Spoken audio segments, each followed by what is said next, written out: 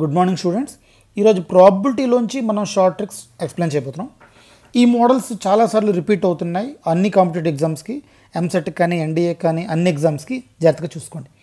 First question, 2 cards are drawn successively without replacement from a well shuffled pack of 52 cards. The probability of drawing 2 aces is 52 cards. Question ఒకసారి explain చేసుకుంటే 52 కార్డుల్లోంచి 2 కార్డులు select చేసుకున్నాడు. 2 కార్డులు select చేసుకున్నాడు. 2 కార్డులు ఎలాగా? First ఒక కార్డు సెలెక్ట్ చేశాడు. ఫస్ట్ ఒక కార్డు సెలెక్ట్ చేశాడు. ఆ కార్డు ఏస్ అవ్వాలి. అంటే వాడు 2 కార్డులు తీసుకుంటే వితౌట్ రీప్లేస్మెంట్ 2 కార్డులు ఏసులు అవ్వాలి. మొత్తం మనకి 4 ఏసులు ఉంటాయి, 4 కింగులు ఉంటాయి, 4 క్వీన్లు ఉంటాయి, 4 జేలు ఉంటాయి, 4 10లు ఉంటాయి.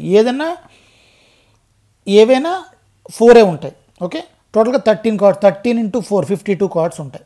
దేర్ ఫోర్ 52లోంచి ఒక కార్డు సెలెక్ట్ చేశాడు. ఆ 4 ఏసులు ఉన్నాయి. ఈ 4 ఏసుల్లోంచి ఒక ఏసు తీసుకున్నాడు. ఓకే, ఫస్ట్ ఛాన్స్ అయింది. రెండో కార్డు ఆల్రెడీ 52 కార్డులోంచి ఒక కార్డు తీసాడు కాబట్టి 51 కార్డ్స్ ఉన్నాయి. There 51C1. ఇక్కడ 4లోంచి 4 ఏసెస్లోంచి ఒక ఏసు తీసేస్తాడు. There four 3C1. There four 3C1 / 51C1.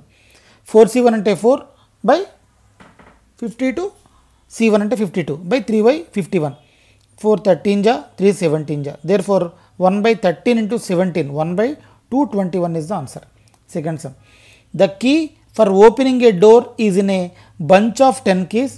A man attempts to open the door by trying the keys at random, discarding the wrong key. The probability that the door is opened in the 5th trial is. ఈ question ఒకసారి జాగ్రత్తగా చూడండి. ఇప్పుడు formula చూపించిన తర్వాత answer చెప్తాను. A man has a bunch of n keys. ఒక మనిషి దగ్గర n keys ఉన్నాయి. Of which only 1 fits the door. ఒక డోర్ ఓపెన్ చేయడానికి ఒకటే ఒక కీ పనికి వస్తుంది. He tries them successfully without repetition. అంటే ఫస్ట్ అది రైట్ అయ్యేదాకా, ఎన్నిసార్లు రైట్ అయ్యేదాకా అతను ఓపెన్ చేసుకుంటున్నాడు. Then the probability that the door is opened any trial less than n is. Therefore answer 1/n. ఇక్కడ మీరు గుర్తుపెట్టుకోవాల్సింది, మనకి ఎన్ని కీస్ ఉన్నాయి చెక్ చేసుకోండి. ఇప్పుడు చెక్ చేసుకుంటే ఈ క్వశ్చన్లో వాడు ఒక కీ వాడిన తర్వాత ఈ కీ సపోజ్ రాంగ్ అయింది అనుకోండి, మళ్ళీ ఆ కీని వాడట్లేదు. సెకండ్ కీకి వెళ్ళిపోతున్నాడు, అది వాడట్లేదు. థర్డ్ కీకి వెళ్ళిపోతున్నాడు. అలాగా దేర్ ఫర్ మన దగ్గర 10 కీలు ఉన్నాయి కాబట్టి therefore answer 1/10 is the answer. Okay, next, a committee of 2 persons is selected from 2 men and 2 women. The probability that the committee will have exactly only 1 woman is. 2 men ఉన్నారు, 2 women ఉన్నారు. ఈ 2 men 2 womenలోంచి అంటే మొత్తం 4 కదండి, 4లోంచి ఇద్దరిని select చేసుకున్నాడు. ఇక్కడ వాడు అడిగిన కండిషన్ ఏంటంటే ఎగ్జాక్ట్గా ఒక ఉమెన్ అయితే పక్కాగా ఉండాలి. ఎగ్జాక్ట్గా ఒక ఉమెన్. మన దగ్గర 2 menలోంచి ఒకరిని సెలెక్ట్ చేసుకున్నాం 2C1, 2 womenలోంచి ఒకరిని సెలెక్ట్ చేసుకున్నాం 2C1 / 4C2. There four 2C1 అంటే 2, 2C1 అంటే 2, 4C2 అంటే 4 × 3 / 1 × 2. Therefore 2/3 is the answer. 3 digital numbers are formed using the digits 0, 2, 4, 6, 8. A number is chosen at random. Out of these numbers, what is the probability that the number has the same digits? ఇక్కడ గుర్తుపెట్టుకోవాల్సింది, వాడు అడిగిన 3 digit number అడిగాడు. And the numbers has the same digits. ఈ 3 digit నెంబర్లు same number అవ్వాలి. అంటే 3 2లు కానీ, 3 4లు కానీ, 3 6లు కానీ, 3 8లు కానీ. అంటే ఫేవరబుల్ నెంబర్స్ అన్ని 2 2 2, 4 4 4, 6 6, 8 8. ఓకే, ఇక్కడ మనకు కావాల్సిన 3 digit నెంబర్ కాబట్టి ఇక్కడ 0 వేయడానికి అసలు అవకాశం లేవు. 0 కానీ వేస్తే ఆ 3 digit నెంబర్ అవ్వదు. 0 కానీ వేస్తే 3 digit నెంబర్ అవ్వదు. దేర్ ఫోర్ ఈ 4 ఛాన్స్లు ఉన్నాయి. 4 ఛాన్స్లు ఇక్కడ చూడండి, ఫస్ట్ బాక్స్లో 0 వేయడానికి అవకాశం లేదు. ఓకే, దేర్ ఫోర్ ఇందులో మనకి ఓన్లీ ఈ 4 ఛాన్స్లే ఉన్నాయి. దేర్ ఫోర్ టోటల్గా 4 ఛాన్స్లు ఉన్నాయి. 4. రెండో దాంట్లో 5 వేసుకోవచ్చు. టోటల్ నెంబర్స్ 5 వేసుకోవచ్చు. 4 × 5 × 5 పైన ఫేవరబుల్ కేసులు ఎన్ని ఉన్నాయండి? 4. అంటే 4/4 × 5 × 5. Therefore 1/25 is the answer. 1/25 is the answer. From a heap of containing 10 pairs of shoes, 6 shoes are selected at random. Then the probability that there is no pair in the selected shoes. ఒక heap అంటే, ఇక్కడ heap అనగానే మనం దీన్ని ఏ రకంగా రాసుకోవచ్చు అంటే cardboard boxes అని రాసుకోవచ్చు. కార్డ్బోర్డ్ అంటే షూస్ పెడతాం కదండి, అవన్నమాట.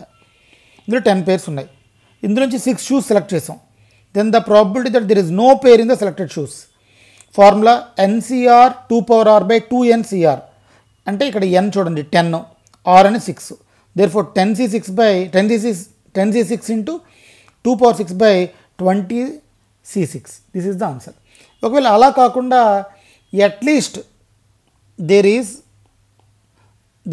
అట్లీస్ట్ 1 పేర్ అన్నాడు అనుకోండి. Suppose there is at least 1 pair అన్నాడు అనుకోండి. ఇక్కడ ఒకటి పేర్ అవ్వలేదు.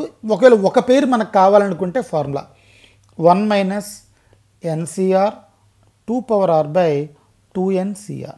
This is the formula 2nCr. Okay, next sum. A coin is tossed 7 times. Then the probability of getting at least 4 consecutive heads is అన్నాడు. అట్లీస్ట్ 4 కాన్సిక్యూటివ్ హెడ్స్ అంటే ఒక కాయిన్ 7 సార్లు ఎగరేసాడు. వాడికి వరుసగా 4 కాన్సిక్యూటివ్ వరుసగా 4 హెడ్లే రావాలి. అట్లీస్ట్ అంటే 5 రావచ్చు, 6 రావచ్చు, 7 రావచ్చు. బట్ మినిమం ఈ 4 వరుసగా రావాలి. అంటే ఏం చూసుకోవాలి. ఫార్ములా చూడండి. A coin is tossed m+n times where m greater than n.